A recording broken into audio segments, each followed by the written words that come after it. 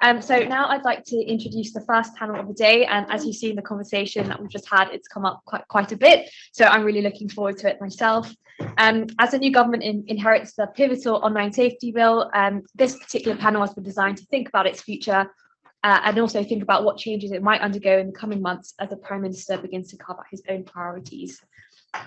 The panelists will also discuss what the impact of the bill will have on the industry and what the response from industry might look like. So I'm really delighted to welcome our panelists today, and I think we have a really fantastic lineup, particularly to have Damien Collins, former Minister for Tech and Digital Economy, chair today's panel, and I'm sure he'll be able to make a really invaluable contribution to today's discussion. We're also going to be joined by Sharon Gafka, Love Island and Season 7 contestant and also online harms campaigner, John Hyam from the Online Safety who works as Online Safety Policy Director at Ofcom, and finally Parvin Kaur, founder of Kids and Clips. So I believe they'll be making their way to the front in just a moment. But again, there'll be time to ask some questions, so please just make note of them, and we'll try and make sure we'll get to as many questions as we can.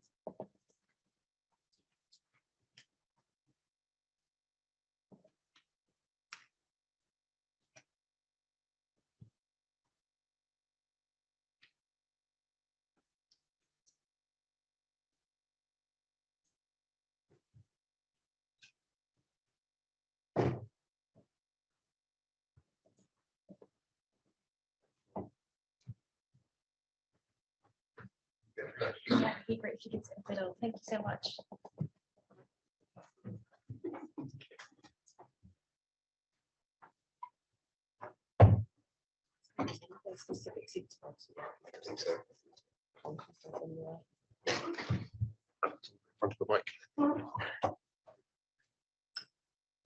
Okay, I think that's everyone.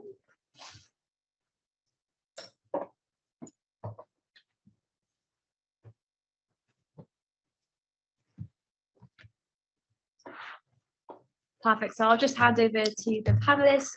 Just to let you know, you just need to make sure you click the button on your mic, and when it's flashing red, that means you're on. But yeah, I'll hand over to Damien Collins. Thank you very much. How long do we speak for? Oh, I'm chairing, sorry. Thought you wanted me opening remarks. I'm very happy to do. I'm Damien Collins. I was until Thursday the Bill Minister for the Online Safety Bill. And as many of you will know, I've been following the progress of this piece of legislation. I chaired the pre-led scrutiny period of the bill in second half of 2021, and was previously quite engaged on these issues when I chaired the DCMS Select Committee. So it's a pleasure to be here and talking about the bill, which is, I hope now, in its final months of legislation, as we eagerly await its return to the floor of the House of Commons. So it's a good time to be talking about it, and I'm very pleased to be joined by John. I'm here from Ofcom. Sharon, I remember actually we had two other former Love Island contestants appear in front of the DCMS Select Committee when I was chair of it, talking about abuse online, actually. So it's great that you're here, and Parvin as well. I think the child safety aspect of the bill is often the bit that is the most important, but often it's not the thing at the moment we've been talking about most. You know, but a lot of the recent debate around, the balance between, legal and harmful speech, it really is, that's a debate about content accessible by adults, but not children, and where the provisions are much tougher and necessarily so. So thank you all for joining us. I don't have a sort of particular running order of questions, but I wonder if I could ask John whether you could give us a point of view on one of the important questions of, is Ofcom ready? Well, thanks very much, Damien. Well, I think the short answer is we're certainly working to be ready on time. So at the moment, this is a huge area of focus for us. We're sort of champing at the bit, really, to start regulating.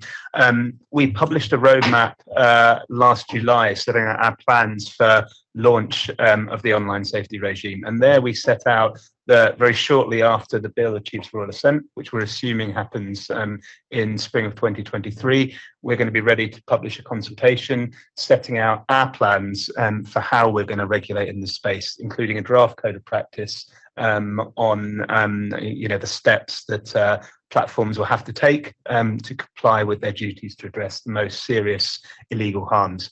And preparing for that consultation is an absolute paramount focus for us at the moment. We've got a very substantial team of people working on it, and I'm confident that we'll be ready to move quickly once the bill passes. The other thing I'd note on that, we are also sort of furiously working to expand our operational capacity. So we now have a team of around 150 people in total, I believe, working on online safety issues, planning to grow that to 300 over the course of next financial year. And as part of our efforts to sort of skill up, we're focusing very hard on bringing expertise from industry, from civil society, etc., to make sure that we've got the expertise to hold the tech giants' feet to the fire, and really make sure that they are taking proportionate steps to tackle harm on their platforms.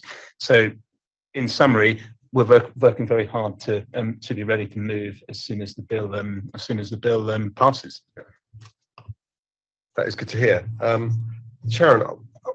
It's by way of opening, I think a number of people who, through their work, become public figures as a consequence of being in the public eye, have talked about what that experience is like. And as I said, I've previously discussed it with other contestants from Love Island, and also a number of footballers in particular have recently been much more outspoken on this issue. It seems to me sort of unacceptable that people should have to live with high levels of abuse directed at them on a constant basis. That and actually to recognise in the real world, you can't just say, well, don't go on social media, because actually if you're a public person, often you have to be engaging with audiences through those channels. And what rights do you think people should have in that environment? So personally, for me, when I've been talking about my experience about being online, the one comment I always get is that it's my fault because I put myself in the public eye, when actually, for me, online harassment and abuse and trolling started at the age of 14. So it's actually got nothing to do with my public profile as such. But I think one thing people always think about that it's acceptable to troll people online is because they're hiding behind a level of anonymity, and that they're actually not held accountable for what they say to people online. Actually, this is something I talk about quite often as a Vogue campaigner, but it's not just women that suffer with this problem. I know that a lot of male contestants as well suffer with a lot of unsolicited images that come through their social media platforms. I've said on Talking Pints of Nigel Farage, I probably receive on average about 3 a day. They're not nice to look at. They're never nice to look at, but it's something that you're told to kind of just put up with and deal with. And that's why I think the online safety bill is so important, because, there's all these conversations about free speech, but at the end of the day, if somebody flashed at me in the street, that's an instant arrestable offence. And I don't have to sit there and question whether it's my fault for doing what I do for a living. If footballers is very different as well. The level of abuse they face online and face-to-face is quite disgusting, and that level I've seen from footballers receive is the same as that Love Islanders receive, especially when they're of people of colour as well. So a lot of my abuse is directed at the fact I'm a woman, I'm outspoken, and the fact that I'm a mixed race person of colour. So for me, this is why the online safety was super important, and I'm really keen to advocate and push for it to work with Ofcom and push it for its entirety. Harvin, there's been a particular focus on children, I think, certainly in the weeks following the verdict of the coroner in the Molly Russell case. And I think for me, the two things that really struck me about that was Ian Russell talking about the fact that the officers involved in the investigation weren't allowed to be on their own when they viewed the content Molly saw. They had to work in shifts. And yet this was content that was not just seen by a vulnerable young girl, but actively promoted by platforms to her, that was data profiling her vulnerabilities and then deliberately feeding them with content that they thought she would engage with as part of the business model of the company. I think your views of the work you do, because I think it's absolutely right that companies are held to account for the systems they've created for their own benefit. Yeah, so I think when it comes to the online safety bill, there are quite good things that the bill is doing. For example, criminalizing cyber flashing and also banning of illegal material. But at the same time, there is still a lot of gap in the bill when it comes to protecting children online, especially like what you've mentioned earlier, that comes under legal but harmful content, which is the big gray area in the bill. research by NSPCC shows that children that have experienced legal but harmful content, they experience high level of anxiety and low level of self-esteem. And when we come to the case of Molly Russell, when the coroner Andrew Walker questioned Elizabeth Lagoon, an executive of Meta, whether the content that was viewed by Molly is deemed safe to be children, her answer is yes, it is safe. Now, we are passing the obligation to social media companies to define what is legal but harmful within their platform, to conduct a risk assessment, and then come up with the tools that they're going to use to tackle those problems. Essentially, what we're doing right here is that we are telling social media companies to check their own homework. And I do understand, the regulators, whoever's behind the bill, is working hard to tackle this legal but harmful content. But what we have right now is not enough to protect our children online. The other problem as well when it comes to children's safety in this bill is also when it comes to age verification as well. Currently, what the bill is doing is that when it comes to adult content, each company will have to assess the likelihood for a child accessing their website. Now, why is it that a company are the one that are supposed to assess that?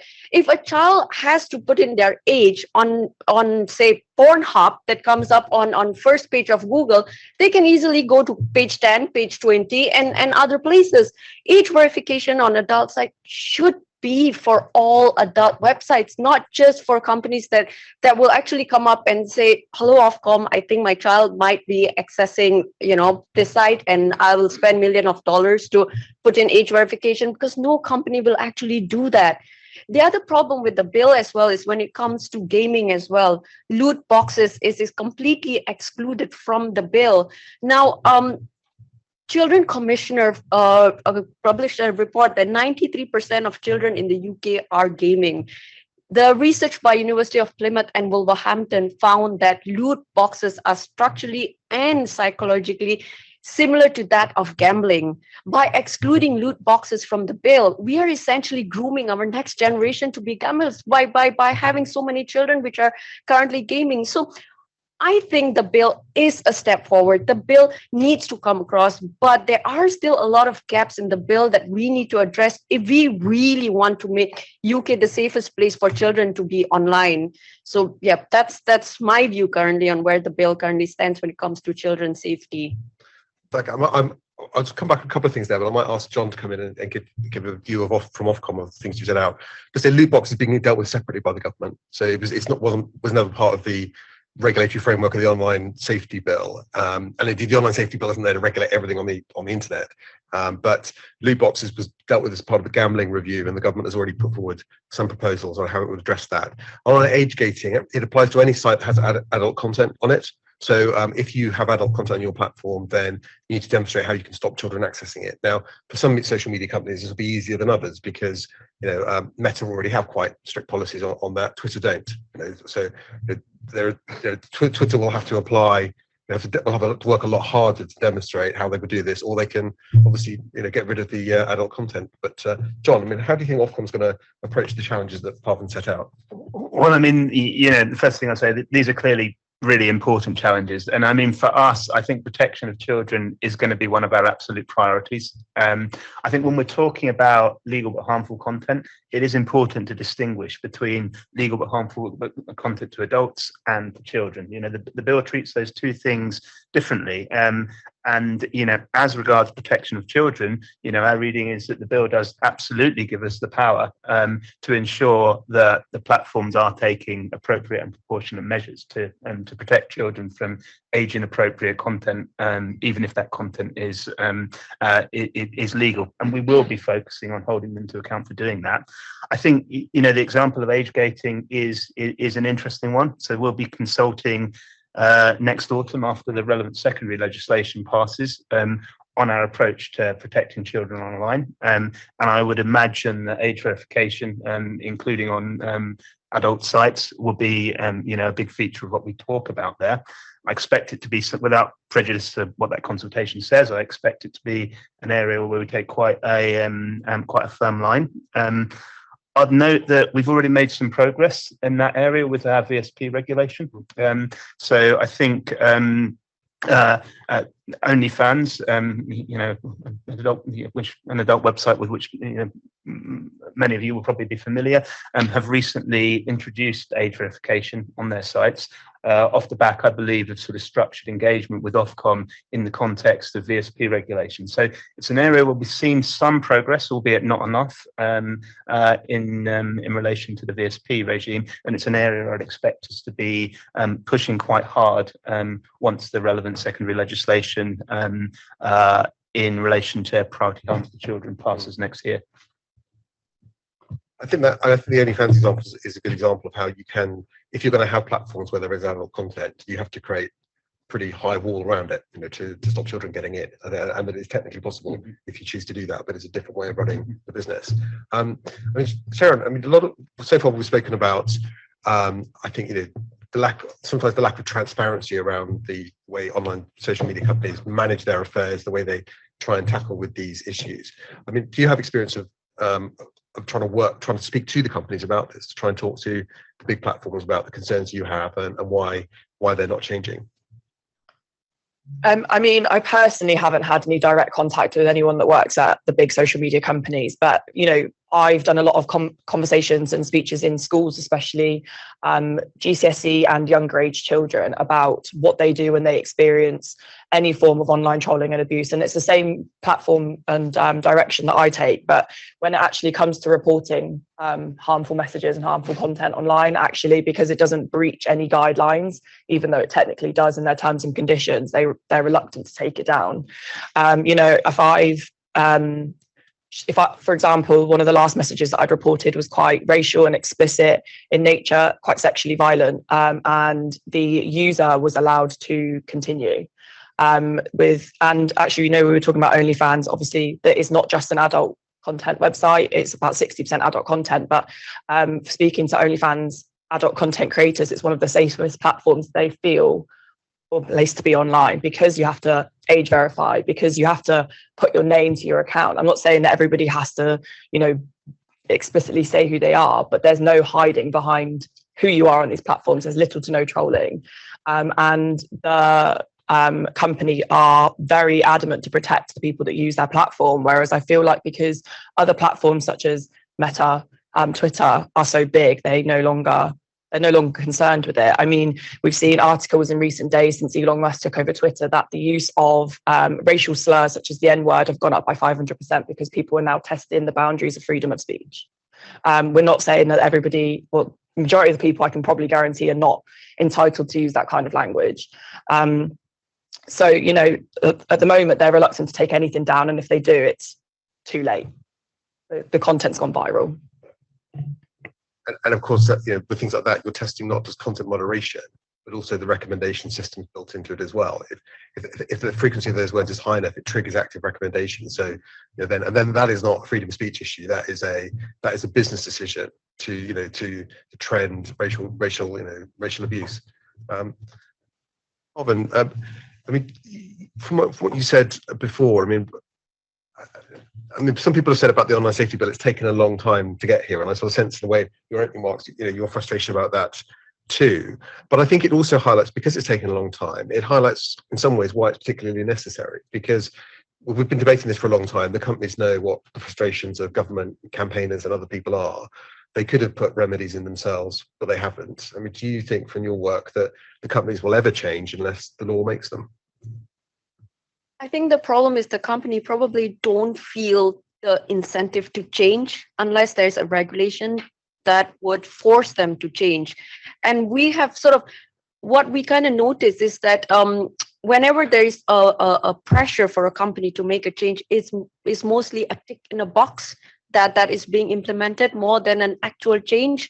So, for example, like if I try to search for hashtags like eating disorders and stuff like that, pneumonia hashtags and things like that, the only thing that I would get is that this content might be disturbing, click continue if you'd like to view it, or get help. Imagine if I'm a 13-year-old, I would just click continue easily. Putting in measures which is just a tick in a box is just not enough to protect a child on these kind of platforms, because at the end of the day, these platforms were created not for children. But unfortunately, now we have children who are actually using it, and companies who are profiting from their data, from their information, from their time. So to answer your question is, I don't think that these platforms will ever change unless there is a bigger force that will make them change. I mean, it's interesting because in a way they were created for children, because I mean they always set out with the ambition that children should use them, but it would seem that they've allowed these platforms to develop in ways that have made them less safe as time has gone on, and particularly the way data is gathered and used to curate that experience. And I mean, John, I wonder if I could ask you that, from Ofcom's point of view, I mean, how important is it, do you think, to have that strong working relationship between Ofcom and the ICO in particular around the way data is used? Because we talk a lot about AI systems. Actually, one of the best live experiences of AI that most people have in this country is AI-driven recommendation tools of social media, which obviously is a data engineering process as much as an editorial one. That's a really interesting question, Damien. And I mean, I think that cooperation with the ICO and indeed with other regulators like the CMA is absolutely fundamental to us. There are lots of sort of intersections, synergies, and some potential tensions as well between online safety regulation, data protection regulation, and competition regulation. I mean, age verification is an interesting case in point, where there are some questions from a sort of data protection law perspective about appropriate protections for privacy when people are doing age verification. So we think collaboration with other regulators is really important, and to that end, Ofcom, the ICO, and the CMA and the FCA have founded the Digital Regulators Cooperation Forum, or DRCF, where we basically get together and sort of discuss how best we can collaborate on the intersections between digital regulation in our specific fields. So it's an area we're quite focused on. Funny enough, I'm meeting the ICO next week to discuss our code of practice. One of the challenges, I think, around child protection is on age verification, and Pavan, you brought this up at the beginning, is what you base verification on. Because it was harder with children, because children don't have credit cards. Well, hopefully they don't. Children have the same sort of robust sort of ID, and the sort of ID that you might that children do have, like they have an NHS number. They have you could use facial recognition scanning techniques to try and guess how someone is. But many people find those invasive and wouldn't necessarily share that sort of data from children. So I think this is why this has been one of the challenging areas. I just wondered if, Pavan, you had any thoughts on, you mentioned age verification, age gating, about for children, what you think an appropriate way to deliver that would be. So I don't think that this is the perfect answer, but for example, Yoti, they use a facial age estimation. So you take a picture and then, using their algorithm, they can, sort of find out the age of a person that's signing up. I don't think that's 100% accurate, because I'm sure people are smart enough to, Photoshop their faces and stuff, but I don't know whether it goes as far as from the picture they sign up to the picture they post, whether they're then able to sort of make that difference. But that is one that I'm aware of. Now, I don't have the answer on what is the perfect sort of age estimation system that you can use, but I would assume a facial age estimation could be a starting point. Might not be 100% accurate, but whatever layer you put into to prevent a child from signing up is just another layer of protection at the end. But again, it comes at a cost whether you want to share your child's image or not. But if they're already signing up on social media, their images are going to be up there anyway. So final question for me, and then I can see some hands in the room. We'll take some questions from the room. But Sharon, just on a different aspect, but something you mentioned earlier, I wanted to ask you about is on anonymity, because it's certainly, it's not exclusively true that people who are, the abuse comes from anonymous accounts, and it can come from people in their own name, and indeed people prosecuted for it.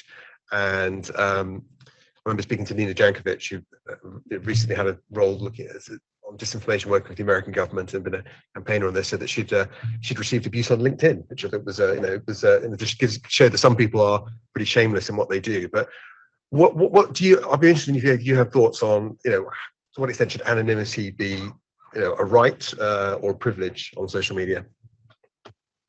Just quickly going off what Parvin said about age verification, I think that we can't expect children to verify their age, but I think certain platforms, if the platform can identify that accounts are posting harmful content to children, to access that content, you need to age verify yourself. I could name about 10 people that post explicit content on Twitter that has no age verification whatsoever and is accessible by anyone over the age of 13, terms and conditions wise. So that page should be age verified, I think. In terms of I've received harassment and trolling on LinkedIn as well. That's not something that surprises me. I think that it's hard to say where anonymity should be allowed and not allowed, because there are people out there that do use blank profiles for their own protection and safety. I know in aspects of victims of domestic violence do use blank profiles, but it's one of those things that's really hard to control, because as soon as you report a page, if it gets taken down, it's not that hard to set up a new email address to make another fake page. So I think it's really challenging, but I don't know. It's one of those things, again, whether you ID somebody about setting up a platform page or not, regardless of whether they have to use their name. I don't have a perfect answer, and I wish I did. I think it is. I think that's fair. I don't think it is a question with a perfect answer. I think when I was chairing the joint committee on the bill, where we came out was that there are good reasons why people want to be anonymous, and we should respect that. But anonymity shouldn't be a shield for abusive behaviour. And I think as long as the platforms can readily share data and information about accounts with law enforcement officers when pursuing cases, then I think, and people know that they will be identified. I think the companies have got enough data to identify everyone on their platforms, pretty much, or if they're bot accounts, then they could kick them off. Bots don't have First Amendment rights in America or freedom of speech rights here. So, right, questions from the floor. Gentleman caught my eye first, and then you, sir. Hi, thank you. Thank you. Good morning. My name is Andrew Campling. I'm a consultant in the tech sector and also a chair of governors at a school. I'll ask you a similar question to one I asked Lucy Powell just now. In schools, we have a requirement to operate effective content filtering. Some of my work in the internet standards standards are being developed which will, as one effect of them, bypass that content filtering, be that in schools or indeed in homes for parental controls. And I think part of the issue is, unlike with the IGF, the sort of tech standards body, the Internet Engineering Task Force, isn't multi-stakeholder in the way it operates. So it's mainly dominated, funnily enough, by the tech sector. There are very few representatives from civil society, even less from governments, none that I'm aware of politicians involved in the fora. In fairness, the UK government is one of the few exceptions to that. And it would be really helpful to get more people that are not from the tech sector involved. And I just mentioned that the ITF meets 3 times a year in person, and it meets next week in London for the first time in several years. But that's perhaps a more effective way than age verification is things like content filtering. But the sort of standards community, the sort of tech sector, is actively trying to bypass that. And I wondered if you had any thoughts on that and whether that should be brought into scope for things like the online safety bill, and should politicians pay more attention to the nitty-gritty of how the tech works? I think it's a good question. I might ask John to come on that from an Ofcom point of view. I think it's sort of, I've always seen the way the bill works is that when the companies do the risk assessments with Ofcom, they've got there are choices I think they can make. You know, they could build in very good like upstream solutions, which make it very easy for people to screen out certain types of content, help the user experience. Doesn't mean, of course, that content's not there. It just means someone can't see it. You know, and in some cases that won't be enough. We'll want, you know, I think on the illegal, say, priority legal harms, and we want the companies to go further. But I think the companies can look at what systems they can build in to mitigate. And I think hopefully John would agree with me here that the bill is not purely a content moderation bill. It's a systems bill, and there are different ways systems can work to deliver different outcomes. Yeah, absolutely. I mean, I'd totally echo that, Damien. I mean, I think that we're not looking to take a sort of one-size-fits-all prescriptive approach here.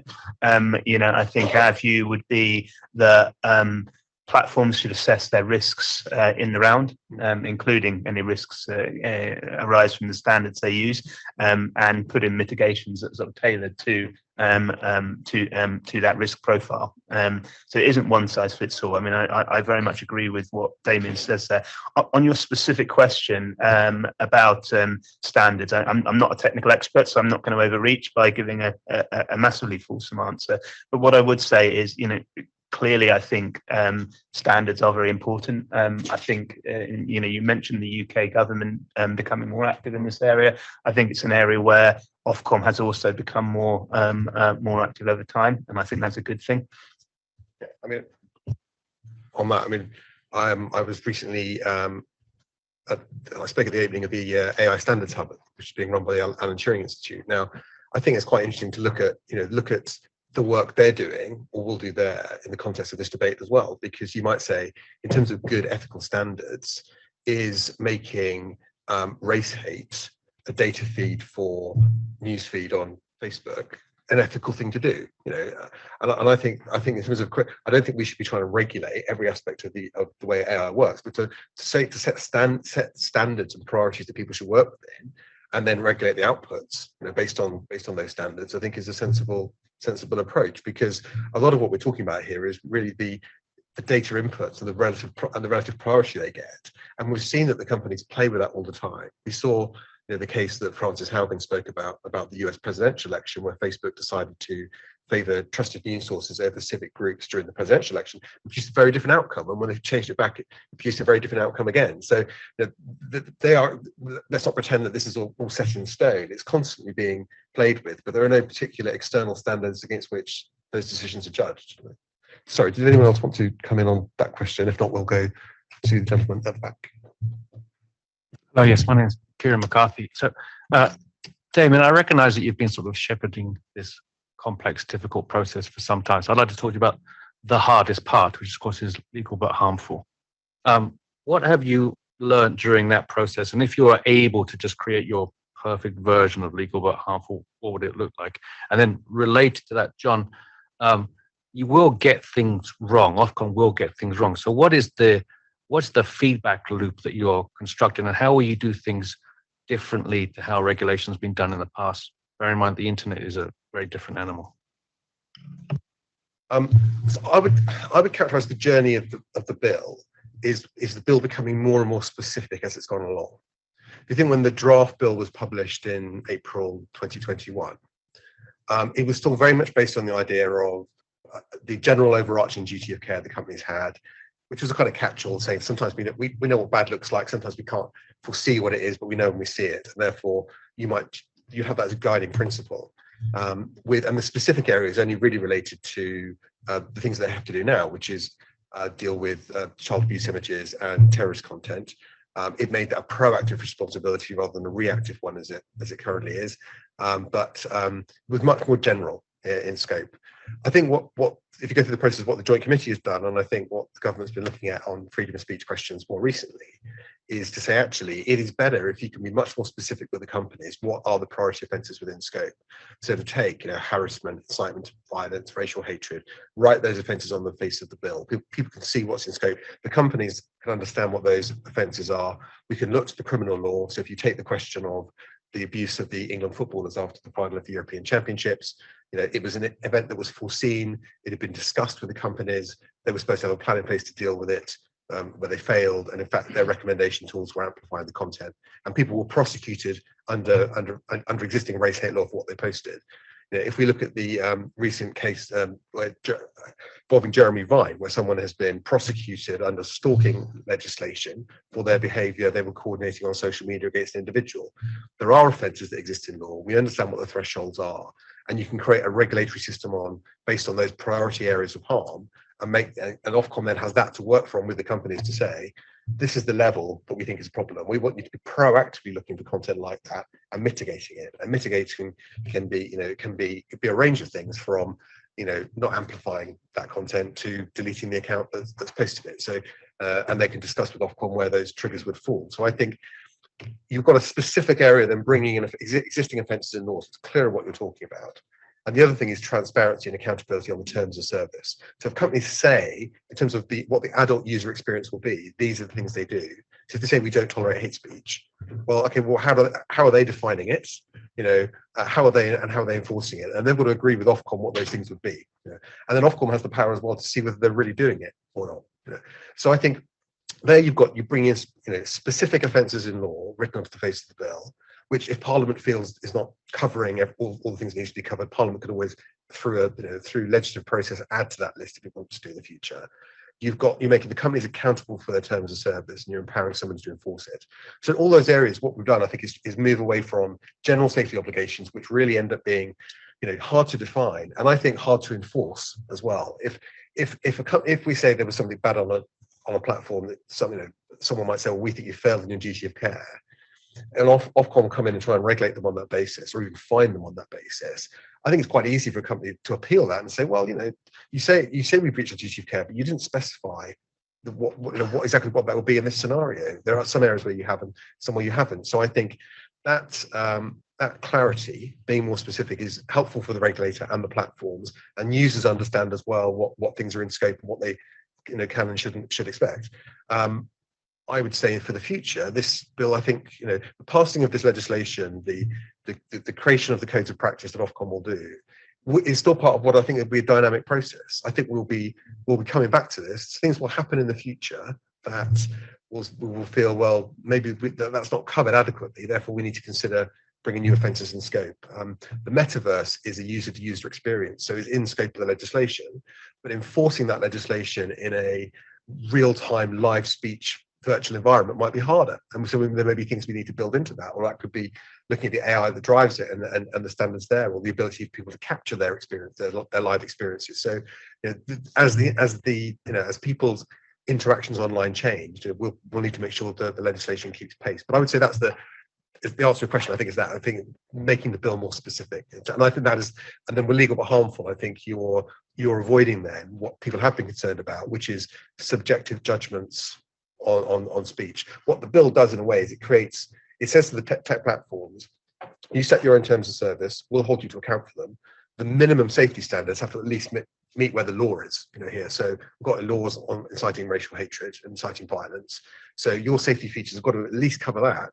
And then beyond that, what you do is up to you, and we'll hold you to account for it. And I think, then I think you're saying to users, it's really like the terms of service are like any kind of consumer protection, which is, does it do what it says on the tin? And we use the law to set the threshold areas. And I think that is how you address, I think, the legal but harmful question, by being more specific. But John, do you want to? Yeah, I might come in on the second part of your question about feedback loops, and I think because you're right, no one's perfect. We will inevitably get things wrong.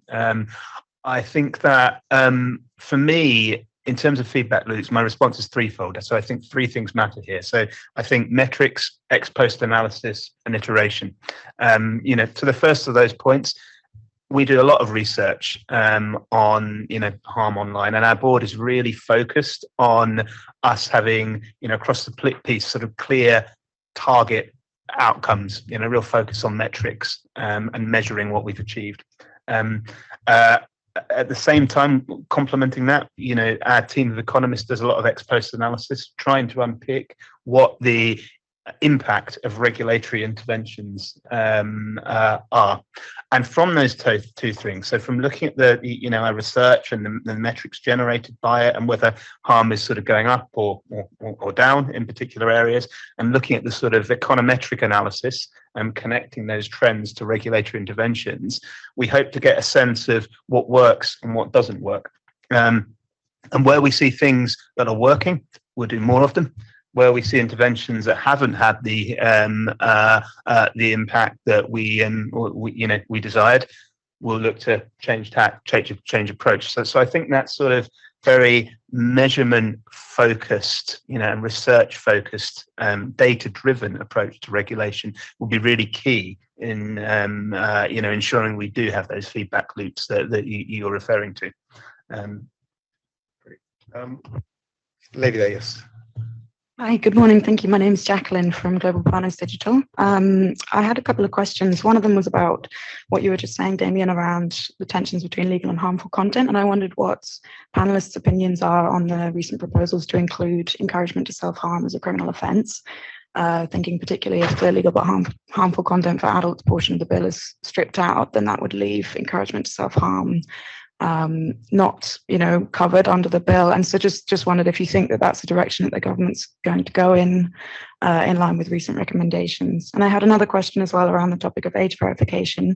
We've mentioned OnlyFans and Yoti, and I just wondered, perhaps a question more for Ofcom, what kinds of safeguards Ofcom will be proposing, particularly for third-party age verification providers. In the example of OnlyFans, I believe they currently use 3 third-party age verification providers, and users aren't informed on verifying their ages, which provider is doing the work, and therefore don't know which privacy policy applies to the data that the user is giving in that transaction. So just curious to hear how you think privacy standards can be upheld and what Ofcom's plans are in that regard. Thank you.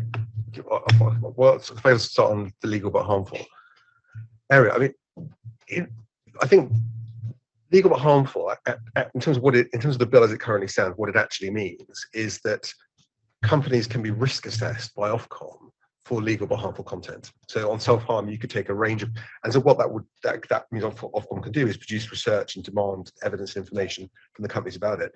The legal but harmful provisions have never been an enforcement mechanism. There's never been a provision in the bill that means Ofcom can take enforcement against legal speech. So I think the enforcement areas are really around child protection, priority illegal content, and terms of service. I think the question then around self-harm, which I think is a real problem, is do we have the right law in place to do it? So I think what we need to do, and what the Law Commission recommended, is actually looking at how you create new definition in law around promotion of self-harm and suicide. And the legislation we had never envisaged a case like Molly Russell. I mean, really, it was designed about a much more immediate impact on someone that might lead them to someone's influencing the decision for them to take their life. So I think that's what we have to look at, is those offences. And I know there's been discussion within the government about how you define those offences, and then they more easily sit within the priority legal harms that are set out in the bill, and it's quite clear there's a legal threshold for them. But do you want to come in on other bits? Yeah, I mean, on your second question around safeguards in relation to age verification, I mean, I think I'll dodge that a little bit. I mean, we are. It's a really important question. We are planning on consulting on child protection, including on age verification, next autumn, after the secondary legislation defining priority harms to children's passed, and I think we'll address questions there, around age verification, safeguards, etc. I don't really want to sort of preempt that because the work's ongoing. What I would say is this, coming back to Damien's earlier point, I think this is an area where the ICO clearly has an important role and an important voice, and I think that what we'll be looking to do over the coming year via the DRCF and via our sort of bilateral engagement with the ICO is to engage with them to sort of explore these questions around privacy safeguards. Chairman Palmer, did you want to come in on age verification or some of the other issues in principle? I think you've kind of covered that, because I mean, obviously, the dream for me, a good internet for children would be, 13-year-old just can't sign up without lying and ticking that they are above 13-year-old, and between the 13 to 18-year-old, that they are better protected online, because currently what we see is that a lot of, like, for example, like TikTok and all these other companies, they've all come up with like digital well-being tabs where you find it and then you tick your screen time or whatever restriction you want in place where children can opt for parents. But I sort of feel that those kind of privacy settings should be the standard rather than having an opt-in option. We should have an opt-out option where when we sign up on social media platform, we've got all of the boxes checked in for us, and then we later on decide what we want to view. But right now, everything is just kind of gone the other way around. And I just sort of feel that obviously, with the bill being, one step forward towards all of this, there are still a lot of things that still needs to be done. And age verification, I guess, is just one of those quite a hard place to be. Sometimes I wonder, we can send a man to moon and create a second world in metaverse. Why can't we crack this one, which seems rather simple, but somehow not? I've seen a few hands, so gentleman at the back there first.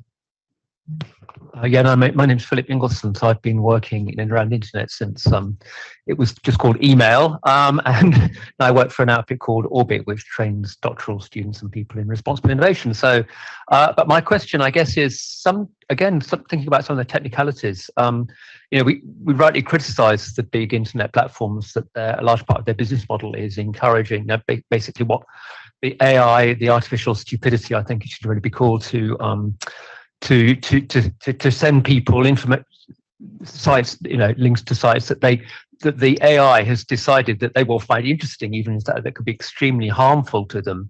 It's easy to say, well, they shouldn't do this, but there's nobody sitting there, in Facebook or wherever saying, we think somebody should be shown this piece of information. It's all being done by an algorithm. So I guess the technical question is, how can you actually technically enforce this? And that kind of on the back of this, also the question that these companies are mostly not operating in a UK jurisdiction. They're actually operating in different countries, mostly USA. Of course, you can, to a certain extent, control what companies that are accessed from this country can do. Important part of their business comes from the UK. But nevertheless, this is very much an international thing. So I'd also be interested to know what you're doing to work with other countries to coordinate these activities. As you say, if Ofcom's enforcement powers, John may want to speak to this, relate to companies that provide services that are accessed in the UK. So it doesn't matter where in the world they're doing it from. On the AI, I think the companies are responsible for the products that they create. AI-driven recommendation tools was not part of the founding version of Facebook, or any other platform. It's a tool they've developed along the way because they think it makes the platform better to engage with. And I think they need to be held to account for the data, the way they use data that drives those recommendation systems, and whether that is appropriate or not, and whether that is creating bad outcomes or not against the regulatory thresholds that are set. And I think it's then for them to decide. I think this is like the old story about the Ford car in the 60s, where if you drove into the back of it, the engine was in the boot. If you drove into the back of it, the engine blew up. And Ford had decided as a company that it was cheaper to settle claims individually than to recall the fleet of cars. And then when this was exposed, it all changed. And I sort of feel we're in an environment like that now, where the company's views on balance, AI recommendation creates better user experiences for the majority of users. Therefore, it is net positive. But I think it's our right as legislators to take the view that, well, actually, there's a lot of harm there as well, and you're responsible for that too. And we're not going to say that the net positive means that it's all fine. That actually, if you've got 20% of the users that are having a really rubbish time and are victims of quite bad abuse, then you need to fix that problem. And that's what the bill seeks to do. John. Yeah, I would. I'd echo all of that. I'll say something about algorithms, and then I'll come on to your point about international cooperation, if I may. So on the point around algorithms, I think the bill creates a duty for platforms to undertake a risk assessment. I think one of the things that I would envisage them needing to consider as part of that risk assessment is what risks do their algorithms give rise to, and where they identify risks. We would expect them to have a plan for mitigating those. as in relation to the to the largest platforms, we'll be sort of supervising them in a structured way. So we envisage what we call it sort of supervisory approach to regulation. So specifically, what we mean by that is we envisage sort of regular structured engagement with the largest platforms. As part of that, I think we'll be scrutinising their risk assessments closely and the plans for mitigating any risks in those risks identified in those risk assessments, including risks arising from their algorithms. As regards your second point on international cooperation and engagement, I mean, I agree that's really important. It's an area with our international team has been quite active in. I think we think it's important for three reasons. I mean, I think there's a point about wanting to avoid regulatory arbitrage. I think, as you alluded to, international cooperation can be with, like-minded democracies and can be important and useful for sort of enforcement purposes, given the transnational nature of the internet. And I think it's also important because where possible, to reduce burden on business, we want to avoid unnecessary divergences between the UK's regulatory approach and the approach taken elsewhere. And with that in mind, we've been quite active in the international arena. We are in the process of establishing global digital regulators forum with the Australians, the Irish, and the Fijian regulator as the alongside us as the sort of founding members, and we hope that will grow over time. So I think we recognise the importance of international cooperation for the reasons I said, and it's something we're really quite focused on. I mean, Sharon, on the principles of this, I mean, when someone goes on TikTok, when you open the app, the first thing you go on is for you. So actually, the first experiences of content recommendation, I think the stats for YouTube is something like 70% of what people watch on YouTube, they don't search for it's recommended to them. They take it from the next up list. And I mean, and I think it's also true that the more on the harmful side, the more you engage with harm and extremism, the more you see of it. Yeah, definitely. I think the one thing actually that TikTok has started to bring in is the following tab. So actually now in most recent times, I think the last time I went on TikTok was this morning, it comes up with your following before your For You. So you only see content for people you're following. Obviously, with the algorithm, especially with TikTok, we've seen a rise in quite harmful content creators.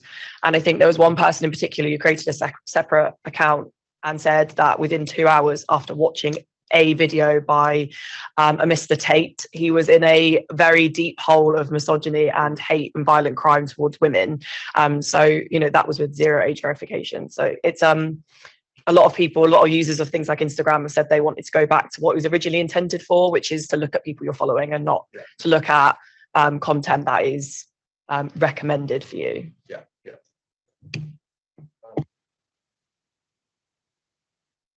So just wanted to explain that we do have a few dozen followers online. It's a virtual forum as well, and through our partnership with the Internet Society, it's being live streamed, so we've got a few comments there. So a question really from Ian Corby, who, for clarity, comes from the Age Verification Providers Association. And his first question is around the fact that the child protection from pornography doesn't need any further legislation. It doesn't need any secondary legislation, and why has it been artificially delayed in terms of Part 3 user services? So it's a serious negative impacts on the mental health of children, attitudes towards sex and relationships, and doesn't need any secondary legislation. So why is it being delayed? And secondly, around Ofcom's overriding duty to take into account the size, capacity, and financial resources of sites. Does that mean that smaller sites are let off the hook in terms of enforcement and protecting the public? I think on the in terms of the duties that would apply in terms of child protection in that case, for if there's platforms that are distributing adult content that could be accessed by children, then those safety duties apply to any platform, not a category 1 aspect. I mean, John might want to on the first part. I mean, John may want to speak about that on the first part as well. I think it is on sort of the system itself. I mean, obviously, Ofcom has to go through the process of assessing the risk and working with the companies on that before you trigger what the intervention needs to be. Yeah, I mean, I think both of those questions are very good questions. I mean, and the first thing I'll say is, just to reiterate the point that we think protection of children from age inappropriate content is of paramount importance, and it will be a priority for us. In terms of the question around delay, and dependency with secondary legislation. So this is quite knotty and and technical. And Damien's probably more expert in it than me, given his role on the bill. But in essence, I think we can think of adult services as being divided into two types in the legislation. So there are what we call Part 5 porn providers.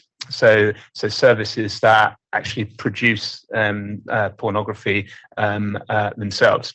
And then there are Part 3 porn providers. So services that host user-generated pornographic content, and in reality, the boundary there is messy because some adult services will host both. But there's that distinction made in the bill, and there is a duty on Part 5 services, so services that sort of produce their own pornography in primary legislation to age gate that from the word go, so that comes in primary legislation. But the sort of any duties in respect of user-generated pornographic content and protecting children from that would hinge upon secondary legislation, because it's a secondary legislation where harms to children will be defined. So the sort of legislative vehicle that allows us to impose age verification restrictions in relation to pornography on Part 3 providers, so user-generated pornography, does hinge, as we understand it, on the secondary legislation. Now, that gives rise to the question: why don't you take action against the Part 5 providers from the word go? I think the response to that is really there is. Basically, that would just push the problem. That would just shift the problem. If you age gate those providers, children wouldn't stop being able to access pornography. They'd just move on to user-generated sites to the extent that they were using non-user-generated porn sites at the moment. And a big area of challenge from the adult industry has been around the risk of creating a non-level playing field. So I think if we were to go out with proposals against Part 5 providers, we wouldn't achieve much. We'd just shift the problem, and we would create a sort of risk of very, very strong vociferous challenge from adult services around creating an uneven playing field. And with that in mind, we think it makes most sense to take a sort of holistic approach and deal with all pornographic services after the secondary legislation in our autumn 2023 consultation. So hopefully that helps address the first part of your question. On the second point around proportionality, so I mean, proportionality is hardwired into the bill, and rightly so, but that doesn't mean that small services get a free pass. I think what it means is when we're thinking what is appropriate for a given service, we'll take into account, the resources that that service has, but we will also take into account, crucially, the risk profile of that service. And if you have a service which is small but very, very, very high risk, then absolutely we would look to hold them to a high standard because of their risk profile. Conversely, if you've got two services that are both low risk, but one is a massive platform and the other is a small startup, then we would expect more of the big platform. So proportionality is key, but it absolutely doesn't mean that small services get a free pass where they're high risk. Yeah, and that's a really important point. I think in practice, in terms of how the way this will work, high risk probably means illegal activity, activity under that would trigger the priority legal harms offences regulations. And I think then Ofcom would have every right to go in and audit that company to see what was going on and take action against them, because they would have, I think that level of concern will probably mean there's a fair reason to believe that that is what is happening. So, gentlemen. Thanks, Damien. Glenn Tarman from Fullfact. I wanted to take us just back to the harm to adults area as well, and perhaps through the lens of harmful health misinformation. I think it's a good example where you don't want things to be criminal. You don't want people to be scared about what they're saying online. But if you look at the policies of the internet companies, they'll tell a good story about we're doing this stuff already. You know, we're not bothered by this. But Meta has batted its COVID misinformation to its oversight board. I was in different stakeholder sessions. Actors like the WHO and others were speaking about the huge amount of content and promotion of stuff that violates their health policies. I was at another platform last week. They have so much noise in their reporting system, they struggled to find things that violate. And of course, there's plenty there. We provided them with a dossier of a British actor which was just pumping out health misinformation that violated their terms of reference, but they hadn't seen it. Millions of people had seen it, but they hadn't. So for me, it's a question really about how do we front load these areas of risk? I think health is one where if we take the view that they need to do nothing and there is real risk there, and we've taken too long with doing the health risk assessments, coming forward with good secondary legislation and so on, how do we front load some of these areas to make sure that British citizens will be better protected in ways that hopefully, certainly from our point of view, enhance freedom of expression as well, which we think is possible. The problem we see is like nothing happens and the hose pipe's still on and people are exposed to it. I think it's, I mean, disinformation is one of the trickiest areas. As earlier on, I think the change of the bill has been to make it more specific. You know, but the disinformation, you can look at the outputs. So disinformation is covered in terms of being a national security risk. You know, so you know, coordinated activity from hostile foreign states, you know, would that network activity would be within scope. I think platform policies, as you say, are often the area where it's mostly addressed at the moment. So I think the idea of platforms having to be open and honest about what those policies are and what sort of enforcement action they take and whether they do it consistently or not, I think is a good area. And then other things I think also come around the consideration of the self-harm offences too, because a lot of the areas of disinformation we would be most concerned about would be around either disinformation that encourages people to maybe like engage with extreme dieting, which could lead to self-harm and loss of life, or to take treatments for things like COVID, which could kill them. And then I think that it's not a matter of, you can look at some activities and say, well, it's not really a matter of debate. There's a clear public health implication here that's probably covered by some of the other offences that are in the bill. But I mean, John, do you have anything to add on disinformation? I think you've covered it very well, Damien. I don't have masses to add, and I mean only to say, picking up on your point, Glenn, about the services talking a good game but not necessarily playing a good game. I mean, I think that comes back to the provisions in the bill around enabling us to hold services to account for doing what they say they're going to do in their terms and conditions. So even where a piece of content is sort of legal but harmful rather than illegal, if services say that they are going to take that down, they're going to, that it's prohibited on their services and they're going to take steps to remove it, then we'll be able to hold them to account for following those terms and conditions. So I think that is an important route in to tackling the point you raised around people talking a good game but not playing a good game.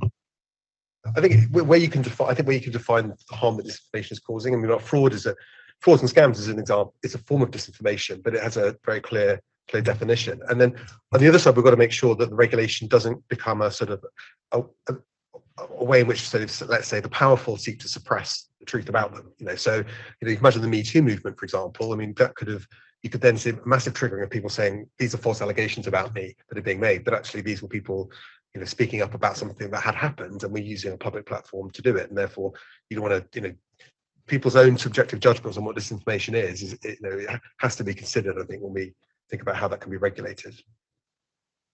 Sharon Podman, do you have anything to add on disinformation at all, or as a subject? Not on disinformation, No, but no. If you have any other questions, I would like to ask you a question. Okay, That's fine. We've got time. I think we've got 10 minutes, so I think we're okay. Would you ask me that question now? Yeah, perfect. So one of the main reasons why I'm here is because so I recently announced that I'm celebrity, one of Refugee's new celebrity ambassadors for the online safety bill in terms of from a violence against women and girls aspect. And given that the government have made a pledge to tackle violence against women and girls, talking on the legal but harmful content, as far as I'm aware, violence against women and girls isn't included in as an online harm. But given the rise, Lucy earlier was talking about Panorama's disaster deniers, about how conspiracy theorists can easily get blown out of proportion. We've seen with characters like Andrew Tate that the same thing happens with misogyny. So in your opinion, do you think that violence against women and girls should be included as an online harm? And if you don't, then why not? Well, in terms of how the bill is structured at the moment, I mean, what you say is it deals with violence against everybody. So the incitement of violence and violent acts against people is on the list of the list of priority legal harms in the bill. And as women and girls are far more likely to be the victims of violence and abuse, so they will be the group. They will be the people that are the most that benefit the most from it. The question is why in the schedule of legal offences, priority legal offences, why is there not one that's specifically about violence on women and girls within that? And that's simply a function of the way the law is written, in that the offences are created against to benefit any citizen or to protect any citizen from that action, and there isn't a particular piece of legislation that only addresses violence against women and girls, because it addresses it for everybody. So that's why, in terms of the way the bill is structured, it's not listed there. However, I would think that for Ofcom, in preparing the codes of practice, Ofcom will do so well aware of what misogyny looks like online and the way women and girls are targeted with abuse online. And I think in the regulatory codes that can be reflected in those. But it's not a downgrading of the seriousness of the issue. It's just that it's stressed in a slightly different way. Don, do you want to? Yeah, I mean, just to sort of amplify the point you were getting into around how Ofcom will deal with this. So I mean, this is an area we really care about, and our research shows to be a real problem. I mean, I think our Online Nation report, which each of them might be going to talk to later on, showed that women feel materially less comfortable being themselves online than men because of the harassment to which they're disproportionately subject, and that for certain harms, women are much more likely than men to sort of experience those harms.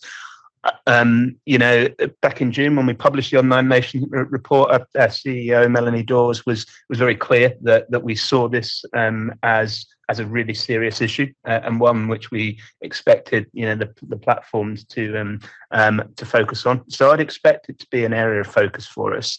I think on the bill, the way we view it, there are a number of hooks in there to tackle sort of gendered aggression online. So I'd note intimate image abuse is a priority offence under the bill, as cyber stalking and harassment and I think sexual exploitation online. So there are a number of offences there that as Damien says are listed as priorities that are most likely to disproportionately affect women. And I think where those are called out as priority harms in the bill, we have the tools really to expect the platforms and to hold the platforms to account for putting in place appropriate systems for dealing with them. I think it's right. I think if you look at the change that will come, hopefully, with the new legislation, where you've got obligations then for the companies to stop stop the incitement of violent acts, harassment, stalking, the sharing of intimate images without consent, cyber flashing, and those range. I think what the bill does, it takes those offences, it makes the companies agree with Ofcom what they will do to combat all of those things. It gives Ofcom the power to take enforcement action against them all as well. And I think in terms of the international agreements we've set up in the conventions around addressing violence against women and girls, that would address the issues that we've committed to address. I think if Ofcom came back to us, to the government in the future, and said, well, we think we need extra power in this area, then I think Parliament would grant that. But I think that the basis of drafting it has been as far as possible to be as specific as possible based on existing legislation that we have. So that's just in terms of, but I think it's as John has said, I would say that, you know, I've got a 15-year-old daughter, so I talk about this quite a lot with her, and you know, this is, you know, my views of girls in particular are, you know, well, I mean, they're girls, but I think particularly young girls are subject to, you know, the worst kind of behaviour online as a frequent daily, you know, part of being online, and that's my ambition for this bill is that it addresses that head on. I'm so sorry, but I'm going to have to cut the discussion short. I think that this discussion just shows that we could have sat here for a few more hours to really get to the meat of the online safety bill. But I want to make sure everyone has a chance to have a quick break, grab a coffee. So we'll be back here at 11:35 for our next panel. So feel free to just go into the atrium for some refreshments. I'm sure maybe some of our panelists will be around for a quick chat if you have any follow-up questions. Yeah, so see you back here at 11:35 for the next panel. Thanks, everyone.